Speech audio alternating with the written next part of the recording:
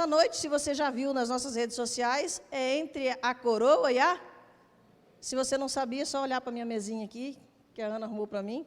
Entre a coroa e a bandeja. Talvez você está pensando assim, o que a pastora vai aprontar com essa coroa e essa bandeja? Na verdade, não vou fazer nada, é só para você não esquecer.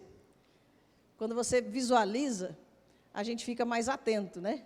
Então, nós queremos falar sobre a coroa, entre a coroa e a bandeja. Eu quero compartilhar um texto da palavra do Senhor com você, para a gente começar a meditar sobre isso. Tiago 1:12. Nós vamos ter a projeção do texto, mas se você quiser abrir na sua Bíblia, marcar na sua Bíblia. Tiago, capítulo 1, versículo 12.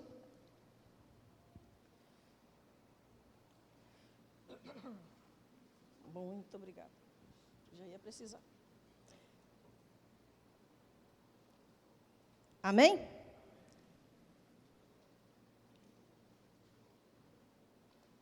Eu cantei tanto que eu já comecei sem voz hoje. Diz assim a palavra do Senhor. Feliz é o homem que persevera na provação, porque depois de aprovado receberá a coroa da vida, que Deus prometeu aos que o amam. Amém? Deus nos prometeu a coroa da vida. E é sobre essa coroa que nós queremos pensar um pouquinho nessa noite. E hoje é dia 8 de março, Dia Internacional da... Então, provavelmente os homens já deram os parabéns, né? Você já recebeu mensagem no WhatsApp, já foi honrado nesse dia. Hoje é o Dia Internacional da Mulher. Dizem que, na verdade, o Dia Internacional da Mulher era para ser dia 7 de março. Vocês sabiam disso? Mas parece que as mulheres demoraram muito para se arrumar e só chegaram dia 8, né? Até ficar pronta. E aí os homens ficam bravos que não tem um dia do homem. Mas eu fiquei sabendo que tem um dia do homem. Só que eles esqueceram que dia que é. Né? Alguns dizem que é o dia de Todos os Santos. Mas há controvérsias. Né? Há controvérsias desse dia de Todos os Santos. A palavra de hoje é para todos nós, mas de uma forma muito especial. Eu quero me dirigir às princesas e às rainhas que estão aqui nessa noite. Cadê as princesas de Jesus aí? Amém. Mas tem príncipe também? Vamos ver. Cadê os príncipes? Ah, eles não querem ser príncipe. Então, peraí. Cadê os reis? Príncipe são os meninos, né? Tá, os homens são reis, viu? Falou príncipe, eles têm pouca coisa. Quer ser um pouco mais, né? Eu quero trazer uma palavra que é para todos nós, mas de uma forma especial. Iniciar essa palavra falando um pouco sobre essa essência de mulher, sobre esse dia, que é o Dia Internacional da Mulher, porque Deus nos fez mulher. Isso é presente de Deus na nossa vida. Deus não erra de forma alguma. E Ele projetou em nós, mulheres, características especiais e singulares que foi plano dEle. Essa sensibilidade da mulher, a fragilidade, a delicadeza, esse cuidado com os detalhes, essa capacidade de observar detalhes que nós temos. A capacidade que nós temos de saber onde está o arroz, onde fica o feijão, onde está o sal, aonde foi guardado as coisas na gaveta. A capacidade que nós temos de pegar a última blusa da gaveta sem fazer um bolo com as de cima. É presente de Deus. Até o ciclo menstrual é um presente de Deus para nós, embora algumas não concordem. Mas é através dele que nós geramos vida. Deus nos deu o dom de gerar vida. Deus nos deu sensibilidade, e essas características são presentes do Senhor. E essa data ela é importante, ela tem uma importância histórica, mas eu, pessoalmente, tenho dificuldade de lidar com a forma como se comemora esse Dia Internacional da Mulher, porque eu tenho a impressão que se comemora como um dia da independência, talvez mais comemorado até do que o Dia da Independência. Eu sei da importância dessa data, porque ela nos remete a uma situação, a um tempo onde as mulheres não eram valorizadas, elas eram, na verdade, desvalorizadas, humilhadas, subjugadas. A mulher não tinha direito à voz, não tinha direito a voto, não podia ir para a escola. Então, nós entendemos que foi necessário, sim, um movimento para que a mulher fosse valorizada. O problema é que essa desvalorização da mulher nunca foi um propósito de Deus. Ele não criou a mulher inferior ou com menor valor do que o homem. Ele simplesmente criou mulher e homem com papéis e funções diferentes. Só que a humanidade interpretou mal o sentido da palavra submissão e acabou subjugando a mulher, acabou desvalorizando a mulher, quando na verdade deveria de ter protegido, abençoado e cuidado, porque a palavra de Deus já nos ensina que a mulher é o vaso mais frágil e deve ser cuidada como tal. Então a mulher teve que lutar por seus direitos, e é isso que esse dia 8 de março nos lembra, essa luta pelos seus direitos. E o problema não foi a mulher lutar pelos seus direitos, mas sim querer tomar o lugar do homem, o lugar que não era nosso. E não é uma questão de valor pessoal, meus irmãos, não é uma questão do valor, mas sim de propósito para que nós fomos criados. As mulheres lutaram por direitos iguais, mas na verdade eu entendo que nós não precisamos ser iguais, nem melhores, nós precisamos ser simplesmente mulher. Deus não nos fez maior, Deus não nos fez menor, Deus nos fez mulher. E nesse processo de luta por seus direitos, a mulher acabou não só conquistando o lugar do homem, como também tirando o lugar dos homens. Tirando dos homens a sua responsabilidade, a sua força, a sua honra e até mesmo o seu sacerdócio. E agora nós carregamos o peso de uma jornada dupla, tripla, porque nós somos mães, nós somos esposas, nós somos profissionais, nós somos estudantes, tudo ao mesmo tempo. Estamos cansadas, estressadas, sobrecarregadas, doentes, infelizes, mas nós estamos reconhecidas, porque agora, afinal de contas, nós somos empoderadas, não é a palavra do momento? Acabadas, mas empoderadas. Estressadas, mas empoderadas. Eu quero te dizer, minha irmã, que você quer ser empoderada, encha-se da presença do Espírito Santo. E Ele vai derramar sobre você unção e poder, para você ser a essência da mulher que Ele criou, quando sonhou comigo e com você, amém? Nós somos empoderadas, porque nós somos cheias do Espírito Santo, amém? É isso que nos dá poder. Agora nós conquistamos tudo que nós queríamos. A gente pode fazer o que quiser. Agora tem uma frase bem popular que diz assim, lugar de mulher é onde ela quiser. Não é mais no fogão, graças a Deus, né? É aonde ela quiser. O problema é que a gente conseguiu tudo que a gente queria. E agora a gente sente falta do descanso, da proteção, do cuidado, de poder ser frágil, às vezes em quando, porque a gente precisa ser forte. Quando, na verdade, nós deveríamos estar sendo amadas, cuidadas, protegidas e honradas como o vaso mais frágil que o Senhor deu. Nós lutamos para ser forte. E agora tudo que nós queremos é que as pessoas percebam que nós também somos frágeis. É verdade ou não é, minhas irmãs? Essa luta por essa revolução feminina está nos fazendo pagar um preço muito alto, porque nos roubou o direito de ser simplesmente mulher, nos tirou essa essência de poder ser mulher, e tirou dos homens a responsabilidade de ser o cabeça, o protetor, o provedor. A mulher lutou para conquistar a sua coroa, mesmo que para isso fosse necessário destronar o rei. Nós conquistamos uma coroa. O problema é que nós destronamos o rei. Você já deve ter percebido que eu não sou feminista, né? Mas eu também não sou machista. Eu sou defensora dos princípios da palavra de Deus, onde homem e mulher são valorizados por aquilo que eles são. O fato de você ter nascido um homem ou de você ter nascido uma mulher já diz muito sobre o propósito de Deus sobre a sua vida, sobre a direção do Senhor sobre a sua vida. Amém? E eu li um texto há poucos dias que eu quero compartilhar com vocês. É um texto de um livro chamado Lírios entre Espinhos. E esse texto falou muito comigo, é muito simples, eu quero compartilhar com vocês. Diz assim: mentiram para nós. Disseram que não podíamos depender dos homens maridos e nos submeteram ao domínio dos homens chefes.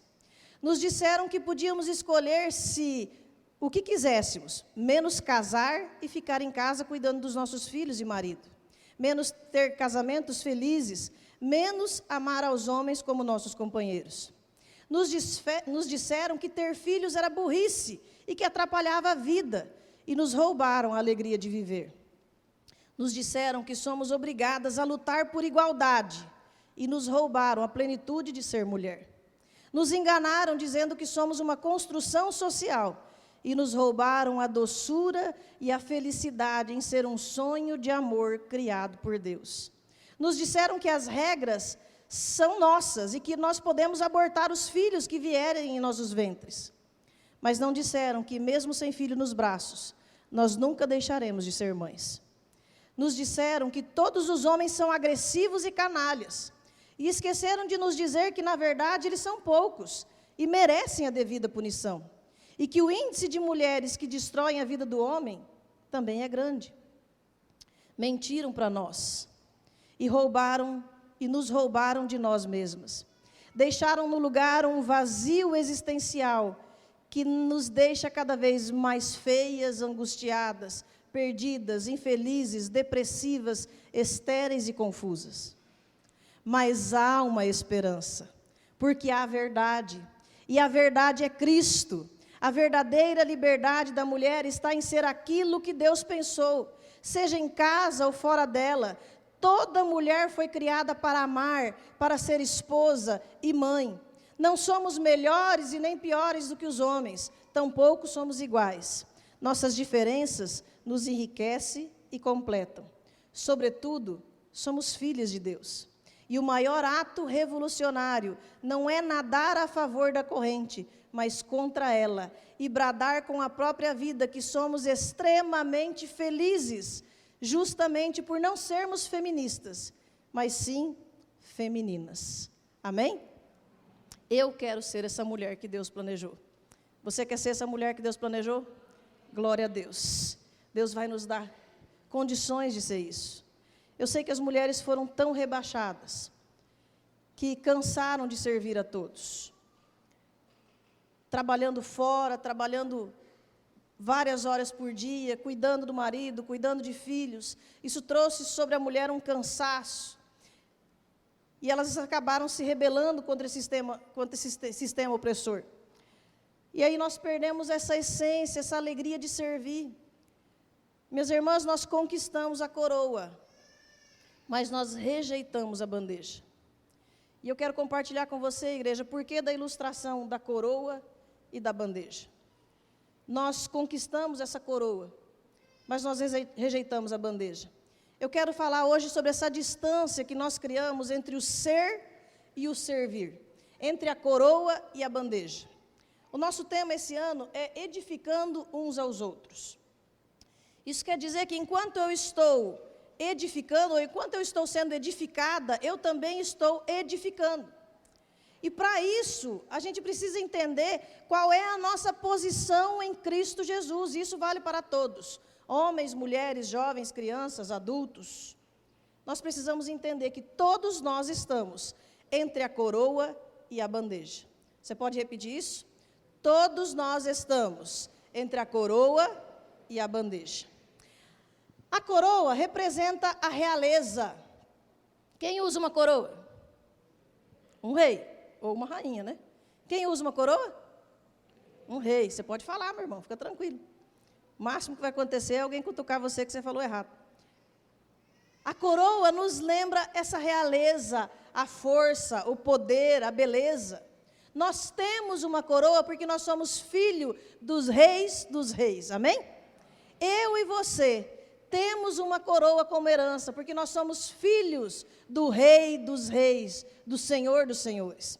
Lá em 1 Pedro, capítulo 2, versículo 9, tem a projeção do texto aí.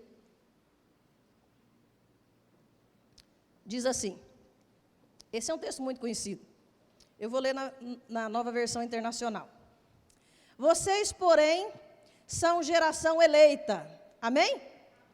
Se você recebe o que eu falar, você diz amém.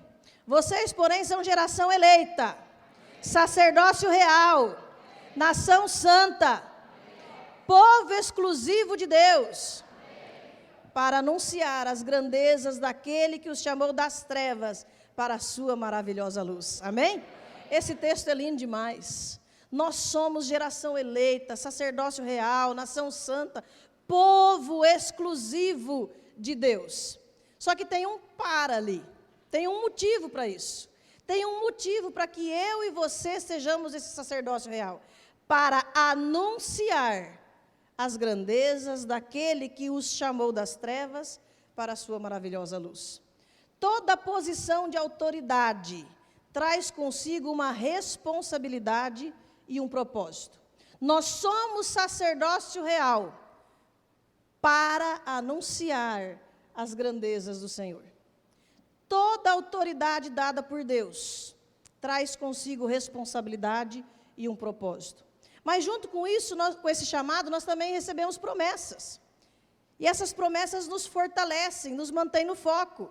Lá em 1 Pedro, capítulo 5, versículo 4, diz assim: quando se manifestar o Supremo Pastor, vocês receberão a imperecível coroa da glória. Aleluia! Quem é o Supremo Pastor? Jesus. Quando Jesus se revelar, se manifestar, quando Jesus voltar, nós receberemos uma coroa da glória. Amém? Quem vai receber coroa de glória aí? Aleluia, glória a Deus. Tem mais um texto que eu quero compartilhar com você, porque eu quero que você entenda o que a palavra de Deus diz sobre essa coroa. Deuteronômio 28, 13 até o 15, diz assim: o Senhor fará de vocês a cabeça das nações e não a cauda. Aleluia! O povo de Deus gosta desse texto. Nós somos cabeça e não cauda. Só que o texto não termina. A gente lê só esse pedacinho, né? Nós somos cabeça e não cauda. Mas olha o que segue. Se obedecerem aos mandamentos do Senhor, o seu Deus, que hoje dou a vocês, e se os seguirem cuidadosamente, vocês estarão sempre por cima e nunca por baixo. Você quer estar sempre por cima, irmão? Tem gente que fala assim, tem um ditado entre as meninas, aí os homens não devem falar isso. Não baixa a cabeça, porque senão cai a coroa, né? Levanta a cabeça, empina o nariz e vai. A gente gosta de estar por cima, né? E o texto diz assim, vocês podem até estar por cima, não com arrogância, lógico. Só que tem uma condicional começando essa frase. Se obedecerem os mandamentos do Senhor, o seu Deus, aí sim, vocês estarão sempre por cima e nunca por baixo. A gente quer a coroa, a gente quer a glória, a gente quer estar por cima, a gente quer ser cabeça e não a cauda. Mas existe um preço para ser pago por isso. E o primeiro é a obediência. E o texto continua dizendo, não se desviem nem para a direita, nem para a esquerda, de qualquer dos mandamentos que hoje dou a vocês, para seguir outros deuses e prestar-lhes culto. Entretanto, se vocês não obedecerem ao Senhor, o seu Deus, e não seguirem cuidadosamente todos os seus mandamentos e decretos que hoje dou a vocês, todas essas maldições cairão sobre vocês e os atingirão. E aí, se você quiser ler depois o versículo 16 na sua casa, aí vem uma lista de maldições que são consequência da desobediência ao Senhor. Esse texto diz que nós somos cabeça e não cauda. Esse texto diz que nós devemos estar por cima e não por baixo. Mas Deus está dizendo que existem condições para isso. E uma das condições é a obediência à direção dEle. Lá em Apocalipse 2:10, diz, não tenha medo do que está prestes a sofrer. O diabo lançará alguns de vocês na prisão para prová-los. E vocês sofrerão perseguições durante 10 dias. Seja fiel até a morte e eu lhe darei a coroa da vida. Amém? Existe uma coroa prometida para mim e para você. É promessa do Senhor que nós receberemos uma coroa do Senhor. Só que tem condições para isso. E esse texto está dizendo que há uma promessa de recebermos uma coroa, mas tem um preço, ser fiel até a morte. E morrer por Cristo se necessário for. Aí a coisa já muda um pouquinho de figura, né? Nós vamos sofrer perseguições. Nós temos uma coroa reservada como herança para nós. é o nosso galardão, mas tem um preço. E nós temos que tomar muito cuidado com esse evangelho das facilidades que está sendo pregado por aí. Esse evangelho que massageia o nosso ego, que tudo vai dar certo, que é tudo muito bom, que é tudo muito fácil, que o importante é que eu esteja bem, que o importante é que eu esteja feliz, que o importante é que eu seja honrado. Irmãos, não existe eu-evangelho, existe evangelho. Quando eu estou no centro, não é mais evangelho. É um eu-evangelho que eu criei, né? Onde eu estou no centro. Isso não existe, isso não é bíblico. Cuidado com esse evangelho fácil, onde o importante é você estar feliz, o importante é você estar bem, o importante é o que você quer. Na verdade, ser cristão não tem a ver com aquilo que nós vamos ganhar, mas com aquilo que nós estamos dispostos a entregar, com aquilo que eu estou disposto a perder, se necessário for, por amor a Cristo. Nós somos filhos do Rei dos Reis, do Senhor dos Senhores. Nós temos o Rei no nosso coração. O que a gente não pode ter é o Rei na barriga. Mas, infelizmente, tem gente que recebe a coroa, recebe a promessa da coroa, porque eu sou um filho de Deus, e parece que o rei sai daqui e desce para cá, né? Não temos como usar essa nossa identidade de filho do rei para nutrir orgulho, soberba. Nós vamos reinar com Cristo na glória, amém? Mas nós precisamos servir como Ele aqui na terra. Nós não temos como edificar uns aos outros, achando que eu sou a cabeça e o meu irmão é a cauda. Nós não temos como edificar uns aos outros, achando que eu sou a parte mais importante do corpo, ou que eu sou uma parte mais importante do que o outro. Que o importante é a minha opinião, é o que eu penso, é que eu esteja satisfeito, que seja do meu jeito, que agrade a mim. Nós não vamos edificar uns aos outros enquanto eu achar que a minha opinião é a mais importante, que o meu prazer é mais importante, ou que eu sou maior do que o meu irmão. Se eu tenho essa imagem de que eu sou a cabeça e o meu irmão é a cauda, eu preciso rever alguns conceitos. Edificar uns aos outros é uma construção. E essa construção nós não vamos realizar com orgulho, com soberba, com arrogância. E nem fazendo as coisas esperando algo em troca. Nós ouvimos há poucos dias, o pessoal que teve do DIP, nós ouvimos uma ministração do pastor Douglas Gonçalves, que eu acho que tem no YouTube, né? Com base naquele livro, no novo livro dele, Sou Nós. É que eu sempre lembro do É Nós, né? Mas o livro é Sou Nós. Você está vendo que uma galerinha fala aí, qualquer coisa é nós? Você vai falar hoje também, se Deus quiser. Se você for bem descolado assim, se você estiver entendendo o que eu vou falar, você vai falar é nós daqui a pouco. Esse livro do pastor Douglas Gonçalves fala sobre a unidade do corpo. E, diante daquilo que ele ministrou para nós, fica muito claro que nós não somos melhor do que ninguém, irmãos. Esse evangelho centrado em mim, no meu eu, ele não é bíblico. Os filhos do rei sabem que vão reinar com Deus e que não existe eu, meu. Mas no corpo de Cristo somos nós, é nosso, é nós. É por isso que a gente fala, é nós. Olha para o seu irmão aí do lado e fala assim, é nós. Se você for mais descolado um pouquinho, faz assim, ó, é nós. Aê, é nós, mano. Agora, olha só. Se nós somos um corpo, se é uma família, e se não tem mais eu, e sim nós venceremos, amém? Nós cresceremos. E quando alguém peca, nós pecamos. E aí a gente não critica e não fala mal, sabe por quê? Porque não dá para falar mal de nós. Dá para falar mal dos outros. Falar mal de nós não dá. O evangelho centrado em Cristo, eu consigo entender que eu tenho uma coroa reservada para mim, mas essa coroa não me dá orgulho, não me dá soberba, não me faz pensar que eu sou melhor do que os outros, mas eu consigo entender quem eu sou no corpo de Cristo. E eu consigo me preocupar com o todo, o que é melhor para todo mundo. Sabe, irmãos, eu tenho uma lembrança com um carinho muito grande de um irmão lá de Bandeirantes, o pastor Alessandro vai lembrar bem. Um senhorzinho de muita idade. Eu acho que ele é o irmão mais velho da igreja. Ele é um dos fundadores da igreja. E quando nós chegamos lá, era o primeiro ministério do pastor Alessandro, nós mais jovens do que nós já somos, né? Ainda somos bem jovens. É nós, por isso que eu falo é nós, porque a gente é jovem. E os jovens começaram a se identificar muito com a gente, a igreja começou com avivamento também. E você sabe que romper com algumas barreiras é difícil. Aquele irmão era acostumado só com hino, e aí o pessoal da galera queria tocar guitarra, bateria, fazer barulho.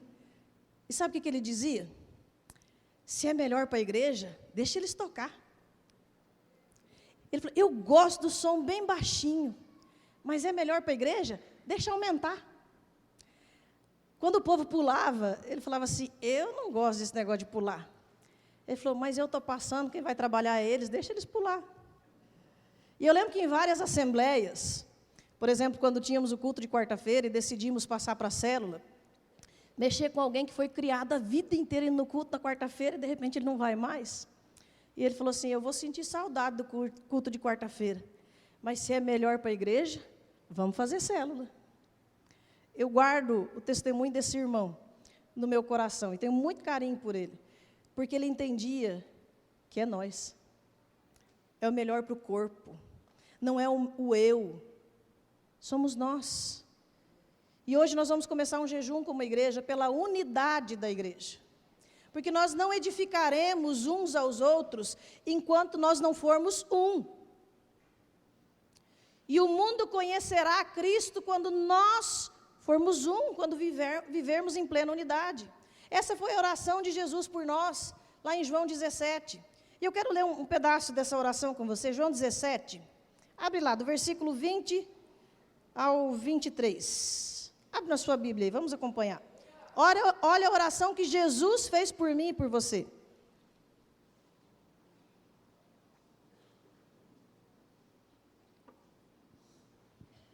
Amém? Olha o que Jesus disse. Minha oração não é apenas por eles, rogo também por aqueles que crerão em mim por meio da mensagem deles, para que todos sejam um. Pai, como tu estás em mim e eu em ti, que eles também estejam em nós, para que o mundo creia que tu me enviaste. Dei-lhes a glória que me deste, para que eles sejam um, assim como nós somos um. Eu neles e tu em mim. Que eles sejam levados à plena unidade, para que o mundo saiba que tu me enviaste e os amaste como igualmente me amaste. Amém? Por quê? Porque o Senhor orou por nós, para que nós fôssemos um. Para que Ele nos deu a glória que Ele recebeu? Para que eu e você fôssemos um. A glória de Deus foi derramada sobre nós, para que nós fôssemos um. E essa unidade vai revelar que Cristo é o Filho de Deus. Você quer alcançar essa cidade para Jesus? A melhor tática é sermos um. É andarmos em unidade. Mas isso exige renúncia.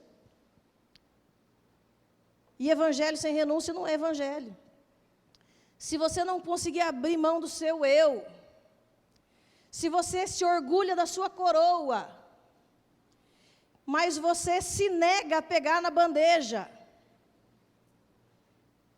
eu te aconselho a pensar bem que rei você está servindo. Porque talvez o rei da sua vida seja você mesmo. Porque se eu quero a coroa de glória, mas eu rejeito a bandeja que serve, talvez quem esteja sentado no trono seja eu mesmo, e não o Senhor. Junto com uma coroa, Deus nos dá uma bandeja. A coroa representa que nós somos filhos do rei, e que há promessa sobre as nossas vidas. Mas a bandeja representa o servir. Nós somos filhos do rei, chamados para servir. Isso não é humilhação, isso é privilégio. E eu vou deixar a Bíblia falar por si só.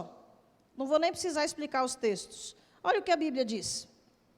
Marcos 9:35. Acho que tem a projeção aí, né? Marcos 9:35. Assentando-se, Jesus chamou os 12 e disse: se alguém quiser o primeiro, será o último, o servo de todos. Se alguém quer ser o primeiro, seja o servo de todos. Marcos 10, 45.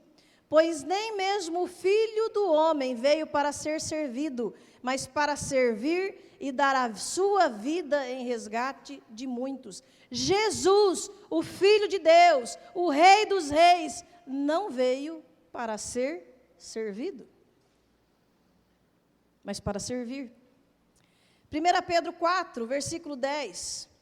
Cada um exerça o dom que recebeu para servir os outros, administrando fielmente a graça de Deus em suas múltiplas formas.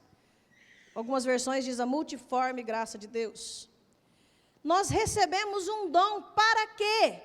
Para servir os outros. Tem um para ali, ó. Eu e você recebemos dons de Deus. Esse dom não é para o meu ego, não é para dizer que eu sou mais espiritual do que o outro, é para servir os outros. Gálatas 5:13 diz: irmãos, vocês foram chamados para a liberdade, mas não usem a liberdade para dar ocasião à vontade da carne. Ao contrário, sirvam uns aos outros mediante o amor. A nossa carne vai querer ser servida. A nossa carne vai querer ser adulada. O nosso ego vai querer ser bajulado. Mas o Senhor está nos dizendo: cuidado com a liberdade que eu te dei. Não faz a vontade da carne, mas sirva uns aos outros em amor. João 13:14 diz: pois bem, se eu, sendo Senhor e Mestre de vocês, lavei os seus pés, vocês também devem lavar os pés uns dos outros. Jesus nos deu exemplo. Mesmo sendo rei, mesmo sendo filho de Deus, ele não se negou a manejar bem a bandeja. Nós somos chamados para servir. Homens e mulheres, jovens e crianças, idosos, todos nós recebemos uma bandeja. Edificar uns aos outros é construir na vida um do outro. É servir o meu irmão, é ajudar o meu irmão, sem esperar nada em troca. E esse serviço, ele começa em casa. Mulheres, nós precisamos resgatar a alegria de servir a nossa casa. A gente trabalha fora, a gente se cansa, a gente dá o nosso melhor fora de casa, e quando a gente volta para casa, sobrou só o caco. E servir ao esposo, servir aos filhos, cuidar da nossa casa se tornou um peso, se tornou uma tristeza. Nós precisamos resgatar essa alegria de servir os nossos, de dar o melhor para os nossos. Eu aprendi há um tempo atrás que a melhor louça não é para visita, porque a visita vai na sua casa às vezes em quando. A melhor louça são para os nossos, é para os meus filhos. O maior prazer não deve ser montar aquela mesa bonita porque vem uma visita. Porque a visita não é mais importante na sua vida do que o seu esposo, do que os seus filhos. Nós temos que resgatar essa alegria de servir a nossa casa, com aquele cuidado que só nós mulheres temos. Cuidando dos detalhes, amando, honrando, servindo com alegria. Homens, presta atenção. Sua mulher não sabe fazer isso. Sua mulher não sabe o valor da submissão, o significado de submissão. Ela não te honra, ela não te respeita, ela não tem alegria em servir a sua casa. Eu quero te dar uma dica, anota aí. O que você precisa fazer para que a sua esposa comece a respeitar e a servir com alegria a sua casa? Você quer que ela te sirva? Comece servindo. Você quer que a sua esposa cuide bem de você? Cuida bem dela para você ver. Uma mulher bem cuidada, uma mulher amada, uma mulher servida, tem alegria em servir o seu esposo. Amém, mulheres? Ah, meus irmãos, respeito não se impõe, respeito se conquista. O que se impõe é medo. O que se impõe é medo. Respeito não se impõe, se conquista. Quando você respeita a sua esposa, você ganha o respeito dela. Experimenta chegar em casa amanhã e falar assim: amor, deixa eu te ajudar a lavar a louça. Eita! Eita! Mas também a hora que ele chegar em casa à noite, fala assim: esposa, deixa eu fazer uma massagem nas suas costas para você relaxar. Não seja inocente que vai acabar nisso, né? Você sabe. Você não é mais criança, né, meninas? Por favor, não seja tão inocente assim. Tem homem que quer servir na igreja, que serve no trabalho, que ajuda na célula, que se esforça na rua, mas não quer ajudar em casa. Quer ser sacerdote na igreja, mas não quer ser sacerdote em casa. Está sempre pronto para ajudar os outros, mas a lâmpada que a esposa pediu para trocar 6 meses atrás, está lá. Não é lá em casa, gente. Ele trocou ontem.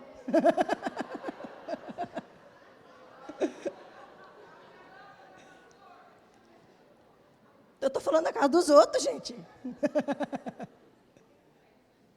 Cuide da sua esposa. Honre, valoriza. Ela é o vaso mais frágil, mesmo que ela tente mostrar para você que ela é mais forte. Isso não é verdade. Você conquistará o respeito dela, nutrindo a sensibilidade e a fragilidade dela. Mas talvez tem mulheres que estão falando assim: ah, pastora, então, se o meu marido não faz nada disso, eu não preciso honrar ele, né?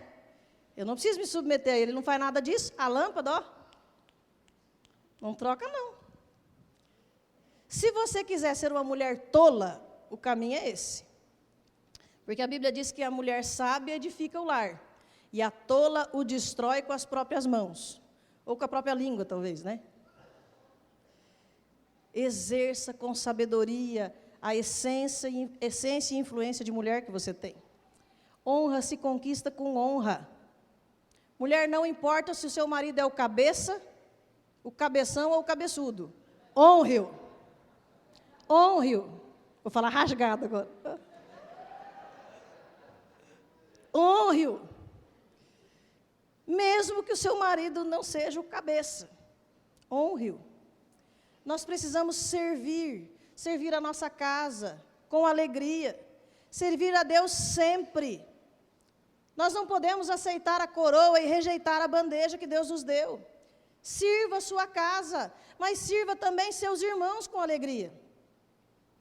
Aí você fala: aí complicou, né, pastora? Porque lá em casa tudo bem, são meus filhos, meu marido, tudo bem. Agora, meus irmãos é complicado, né? Porque tem gente na igreja que é ingrato. As pessoas são ingratas, são interesseiras, não valorizam, se aproveitam de nós, nos rejeitam. E eu quero te dizer que você tem razão. É verdade, isso acontece. Irmãos, eu tenho prazer em servir e em poder ajudar. Mas muitas vezes eu senti tudo isso. Rejeição, ingratidão, me senti usada, descartada, caluniada, injustiçada e muitas outras coisas. Mas eu aprendi que quem me deu a bandeja foi Deus. Eu aprendi que eu recebi da mão dele a bandeja para servir os meus irmãos. E quando eu sirvo os meus irmãos, eu estou servindo a ele. Ele me chamou para edificar a vida dos meus irmãos através do servir. E eu já aprendi uma coisa, que eu falei para os jovens esses dias. Para ser pastor precisa basicamente de 2 coisas. Um chamado de Deus e couro grosso. Se tiver essas 2 coisas, o ministério vai ser pleno e feliz.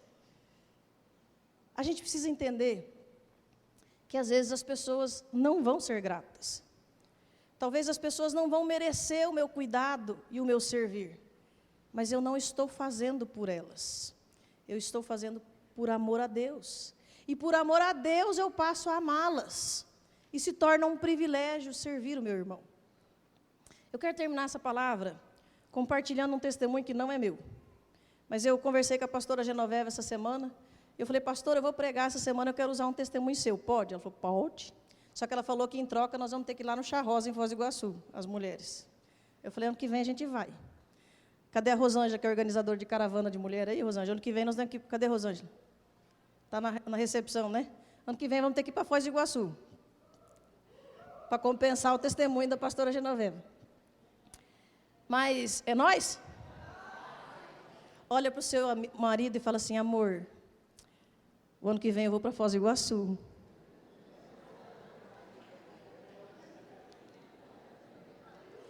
E eu vou precisar ir no Paraguai.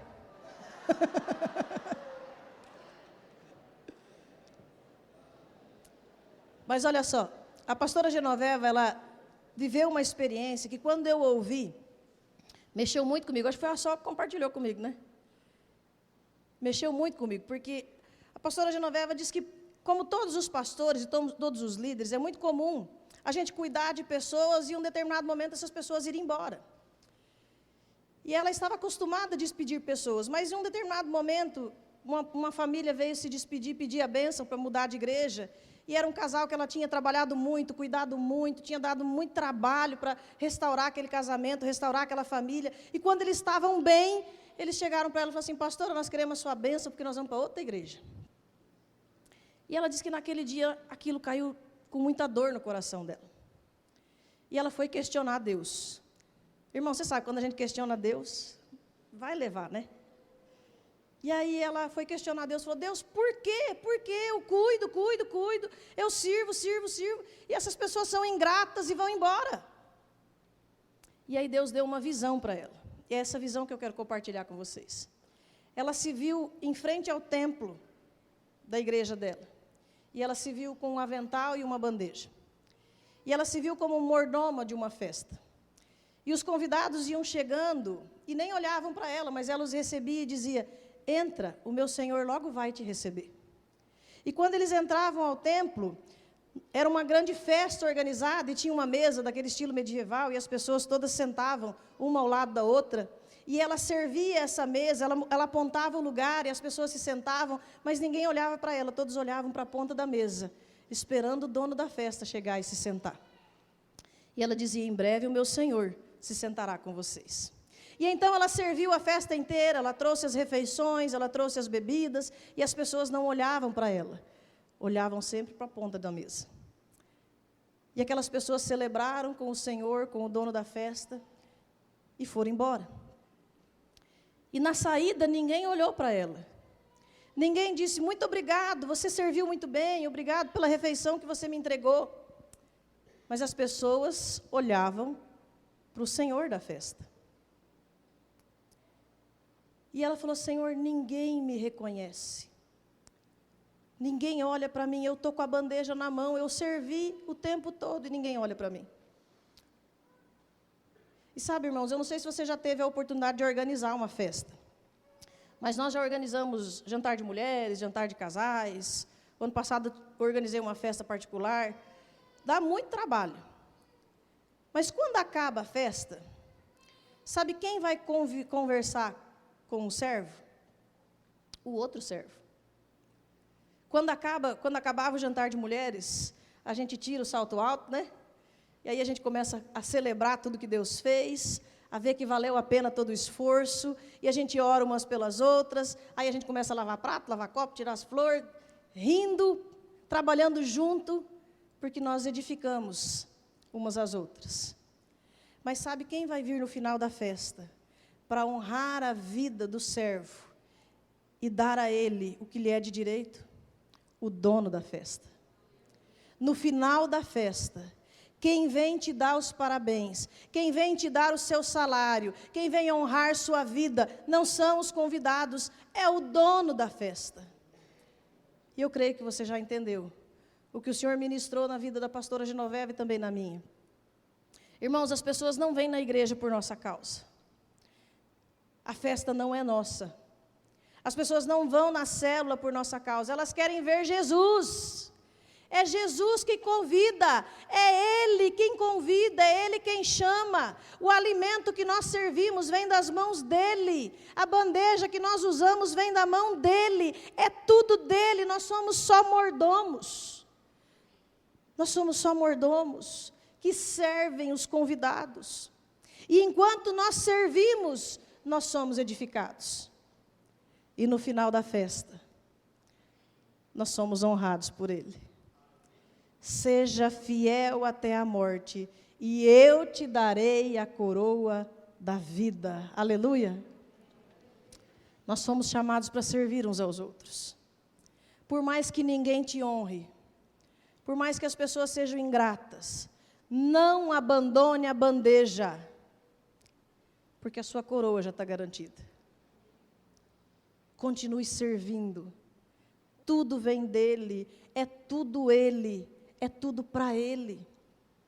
Não somos nós, irmãos. Não é por nossa causa.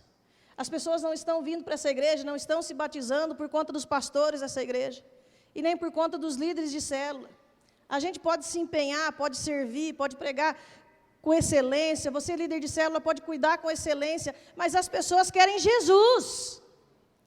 E tem que ser por Jesus, é por Ele. Nós somos chamados para servir uns aos outros em amor. Você já tem uma coroa porque você é filho do rei. Você tem um lugar reservado para reinar com Ele nos céus. Mas para que serve essa coroa?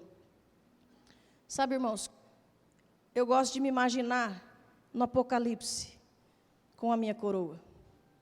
A minha coroa vai ter uns negocinhos bem rosa. Deus sabe que eu gosto de rosa e de vermelho. Mas eu fico imaginando que na glória eu vou poder fazer o que aqueles 24 anciãos fizeram. Em Apocalipse 4, 10, 11. Diz assim: os 24 anciãos se prostraram diante daquele que está sentado no trono e adoraram aquele que vive para todo sempre. Eles lançam as suas coroas diante do trono e diz: Tu, Senhor e Deus nosso, és digno de receber a glória, a honra e o poder, porque criaste todas as coisas e por tua vontade elas existem e foram criadas. Eu creio que esse galardão prometido não é para eu ficar desfilando no céu com uma coroa mais bonita que o meu irmão, porque aí não seria céu. Eu creio que a minha coroa eu vou poder depositar diante do trono do Senhor Jesus e dizer: foi tudo pelo Senhor, veio tudo do Senhor, e até a coroa que eu ganhei é para o Senhor. Aleluia, aleluia, glória a Deus. Irmãos, Deus tem gerado algo novo nessa igreja, e a partir da semana que vem nós vamos trabalhar mais sobre a unidade das gerações, jovens honrando os mais velhos, uma geração de equilíbrio no meio, que tem força e tem maturidade, uma geração madura, que tem experiência e que abençoa os mais novos. Mas sabe, irmãos, eu quero nessa noite, eu tenho tido o prazer e o privilégio de pastorear os jovens dessa igreja, junto com a Thaís e o Lucas, e eu tenho podido caminhar de perto com eles. E muitas vezes nós temos uma imagem de que eles são a galera do barulho, da bagunça, que só quer festa. Eles querem festa mesmo. E fazem tudo isso, barulho, bagunça. Mas eu tenho conhecido o coração deles e visto jovens apaixonados por Jesus. Jovens dispostos a entregar tudo para servir a Ele. Meninos e meninas que buscam honrar a Deus em tudo, que oram, que jejuam, que pregam a palavra aonde estão. E hoje nós temos ceia, nós queremos encerrar esse culto com ceia. E a ceia é um memorial do sacrifício de Jesus, daquilo que Ele fez por nós. Nos lembra da aliança feita de Jesus conosco. E uma das mensagens da ceia é exatamente o servir. Foi na ceia, foi antes da ceia que Jesus lavou os pés dos seus discípulos. Jesus serviu a ceia, até mesmo para aqueles que iriam traí-lo. Servir é um privilégio para um cristão.